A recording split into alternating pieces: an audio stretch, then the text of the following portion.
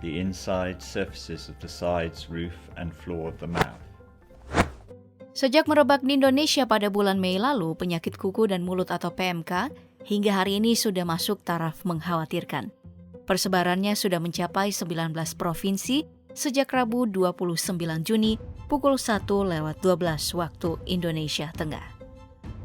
Dengan total 221 kabupaten atau kota yang terdampak penularan, lebih dari 200.000 ekor ternak masih terjangkit, dengan tingkat kesembuhan individual yang baru masuk di angka 90 ribuan. Selebihnya ada hampir 3.000 ternak yang dipotong bersyarat, mendekati 2.000 ekor mati karena wabah, dan nyaris 200.000 masih terjangkit, dengan tingkat vaksinasi yang baru menyentuh angka 80 ribuan.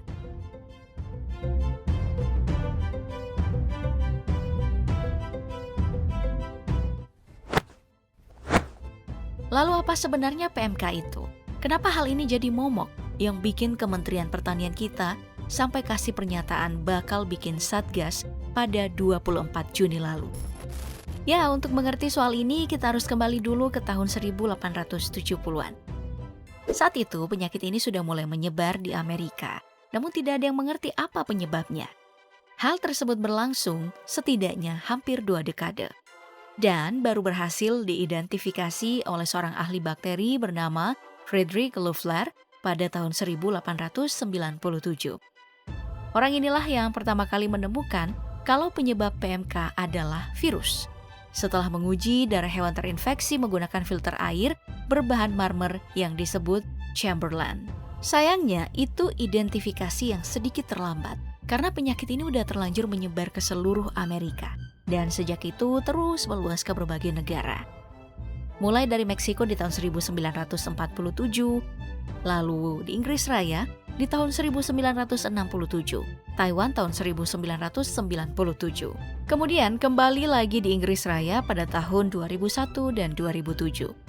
Hingga merambah ke daratan Asia Timur, menjangkiti ternak di Cina pada tahun 2005, serta Jepang dan Korea di medio 2010 hingga 2011. Dan sekarang giliran kita Indonesia yang mengalaminya. Sebenarnya ini bukan pertama kalinya sih. Di masa sebelum kemerdekaan, tepatnya tahun 1887, PMK sudah ditemukan di Malang. Hanya beberapa saat setelah kedatangan sapi impor dari Belanda. Penyakit ini kemudian terus menyebar ke berbagai wilayah Indonesia dan baru berhasil diatasi lewat program vaksinasi dan sejumlah regulasi ternak impor pada tahun 1980 hingga 1982.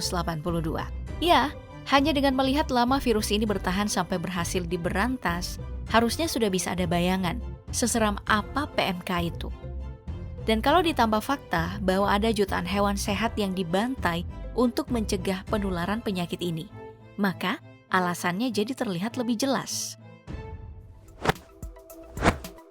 Sama seperti kebanyakan virus, PMK ini menular secara eksponensial lewat berbagai medium, mulai dari sentuhan langsung, penyebaran dari hewan ke hewan, entah itu lewat udara atau benda mati.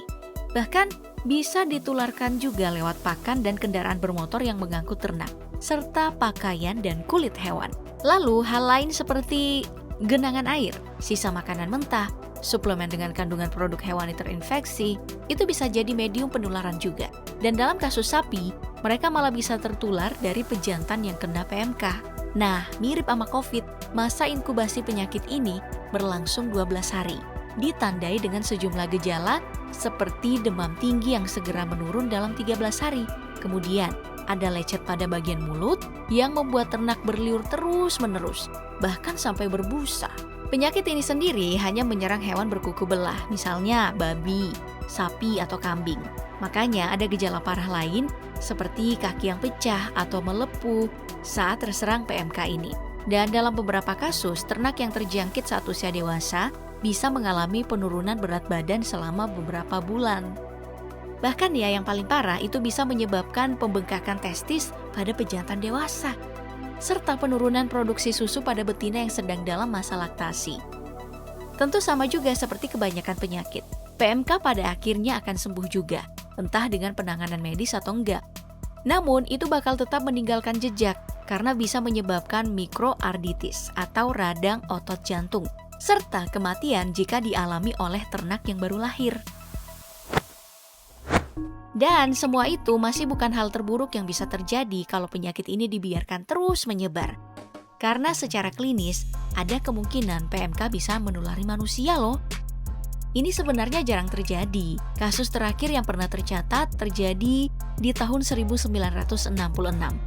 Dan untuk yang paling parah, menurut salah satu surat kabar di Inggris, penyakit ini menyebabkan kematian 2 orang anak setelah mengkonsumsi susu yang terinfeksi. Iya, emang agak serem ya kalau PMK dialamin manusia, sebab ada gejala yang menyiksa seperti malaisa atau kelelahan ekstrim, kemudian demam, muntah, kerusakan jaringan mulut, dan dalam beberapa kasus nih, diiringi munculnya lepuhan pada kulit. Tapi untuk sedikit menenangkan, secara statistik peluangnya kecil ya, karena yang beresiko tertular hanya mereka yang intens bersama ternak. Nah, apa yang sebenarnya membuat banyak pihak jadi pusing saat negaranya diserang wabah ini? Justru tidak jauh-jauh dari kerugian ekonomi. Karena sama seperti kebanyakan virus, PMK ini terus bermutasi dari waktu ke waktu. Jadi meskipun ada vaksin, itu hanya memberi kekebalan sementara. Mungkin hanya hitungan bulan atau paling lama beberapa tahun aja. Begitu ada mutasi baru, vaksin yang lama nggak bakal berguna lagi. Jadi harus ada serangkaian prosedur uji coba lagi untuk mengidentifikasi varian serta memproduksi vaksin barunya. Dan dalam perkara ini kita bahkan belum membicarakan faktor lain, seperti kecocokan genetik serta kondisi wilayah tempat penyakit ini berkembang. Sebab semua hal ini punya pengaruh besar terhadap mutasi virusnya. Makanya langkah pencegahan paling pragmatis yang sering dilakukan oleh sejumlah negara, balik lagi ya pembantaian ternak, meski mereka dalam keadaan sehat. Duh, kasihan ya. Nah, tujuannya untuk menahan laju penyebaran jadi makin cepat dan besar. Cuman kalau negaranya masih punya sumber daya dan posisi tawar, langkah penanganan yang lebih terukur dan wajar mungkin masih bisa jadi pilihan. Misalnya nih, mereka bisa bikin aturan yang membatasi secara ketat proses impor dan ekspor ternak, atau mewajibkan pemeriksaan kesehatan rutin di tiap peternakan. Dan di saat bersamaan, terus meneliti mutasi penyakit ini untuk memproduksi vaksin baru. Wah, sepertinya dunia hewan berkuku belah sedang gonjang-ganjing ya. Semoga badai ini segera berlalu.